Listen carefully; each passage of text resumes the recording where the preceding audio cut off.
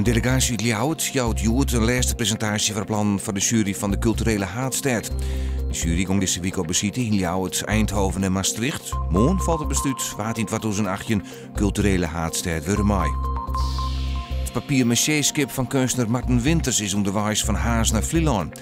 30 winters maai op het festival Into the Great Wide Open. Het skip ging oude een weekend het water in en dat ging al goed. Een poging 2 lijn misleren volslijn doet het skip te zinken.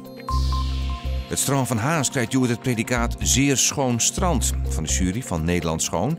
Het Haas een 9,8 als rapportie verkregen, van het publiek een 8,3.